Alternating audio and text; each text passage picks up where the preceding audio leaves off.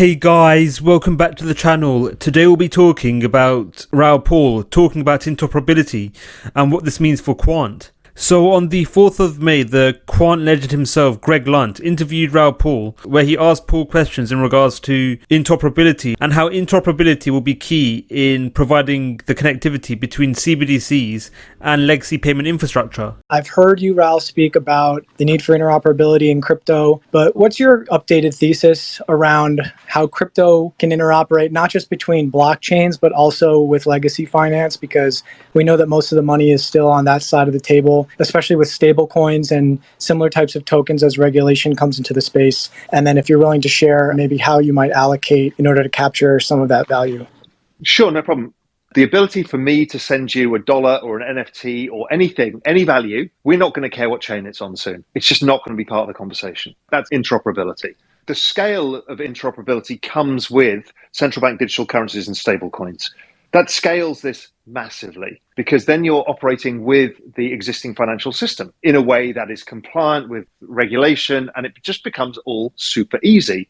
We can integrate the DeFi world into that. And before you know it, you've built networks on top of networks. And the network of money that exists for fiat money, if we can leverage that network as well, we're going to see even faster acceleration of adoption that you and I can't believe right now. Because that's when you get from 300 million right now to 2 billion in seconds, because suddenly the EU or the Fed or whoever it is starts using blockchain rails for central bank digital currencies, whether they are private sector stablecoins or whether they're their own networks.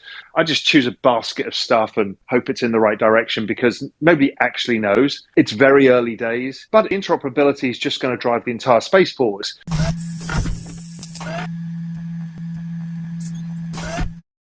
So Greg also put together a clip which features Raoul talking about the benefits surrounding Quant and how Quant could be implemented into interoperability frameworks.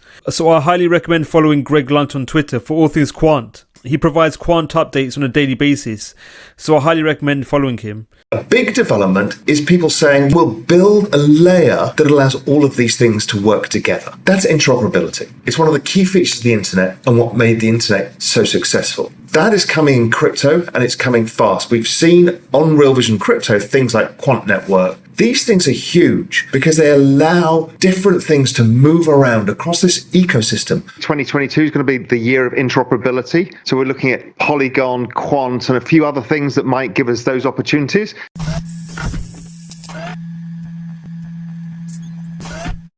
So as detailed by Paul in the first clip, interoperability will be a key component in enabling the connectivity between CBDCs and legacy payment infrastructure. So Paul's views of the importance of interoperability was echoed by the World Economic Forum, where the World Economic Forum detailed how an underlying API gateway will be required to enable, again, the connectivity between future CBDC networks and legacy finance. So developments surrounding CBDCs aren't clear as of yet. However, it's likely that CBDCs will be based on DLT. So due to the variations in the underlying tech that powers DLT and legacy systems, an underlying framework will be required to enable the connectivity between, again, CBDCs and legacy payment infrastructure. So currently, there's only one innovation that provides connectivity between these varying financial networks, and that innovation is Quant's Overledger. So Quant's Overledger provides the potential for varying networks with varying backgrounds to plug into it at a given time. And as a result, datasets on these specific ledgers and networks can be actively exchanged between each other more seamlessly. So for example, datasets native to legacy systems can be actively exchanged to CBDCs and vice versa through the active usage of Overledger. So this factor could be quite beneficial, especially surrounding financial activities in the future, as it's highly unlikely that financial bodies and central banks will completely transition to DLT. So an underlying technology will be required to enable connectivity between DLTs and legacy systems, and the answer to this potential dilemma could be Quant's Overledger. So coupled with the need to enable the connectivity between CBDCs and legacy systems, a network will also be required to enable interoperability between CBDCs. So despite the benefits provided by DLT, DLT also comes with a number of drawbacks, especially the lack of interoperability. So in a paper authored by the Bank of International Settlements entitled Interoperability Between Payment Systems Across Borders, the paper detailed a number of developments surrounding the financial sphere, most notably CBDCs.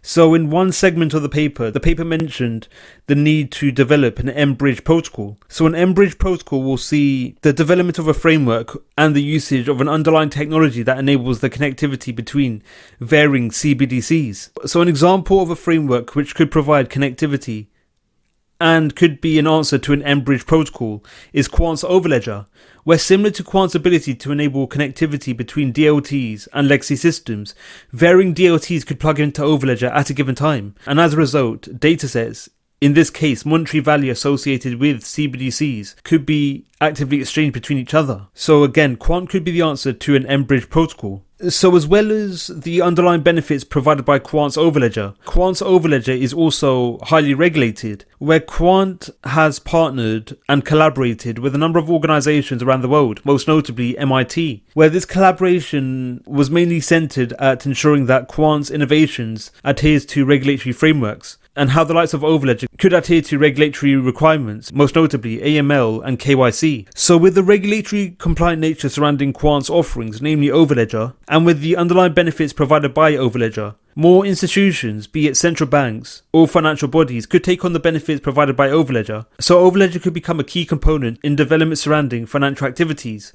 be it between CBDCs or between legacy systems and CBDCs. So with the potential for more financial bodies turning to Quant's Overledger, this could be quite beneficial for QNT token holders, as the active usage of Quant's innovations will mean that more bodies would have to purchase QNT to gain access to Quant's use cases. So this could lead to sizable increases to the price of QNT. And furthermore, QNT will act as a means of utility, where when transactions are actively validated through Overledger and when datasets are actively exchanged between networks through Overledger, these actions will be actively validated and enabled through QNT. So with financial bodies actively purchasing QNT to gain access to Quant's offerings, coupled with QNT acting as a means of providing utility for Overledger, this could lead to sizable increases to the price of QNT, especially as time progresses and more financial bodies turn to Quant. So at the moment, there are some projects on the marketplace that provides connectivity between DLTs, and such examples include Polkadot and Cosmo. However, financial bodies and large organizations may turn to Quant over the mentioned projects, namely due to the benefits Quant provides,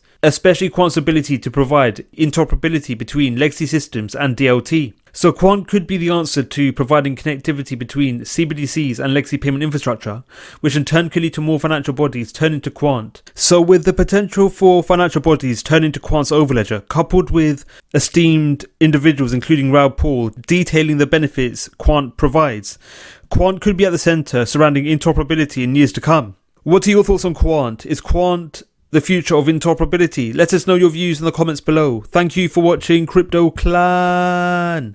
Don't forget to like, subscribe and click on the notification bell. Let us know your views in the comments below. Thank you for watching and we'll see you in the next video.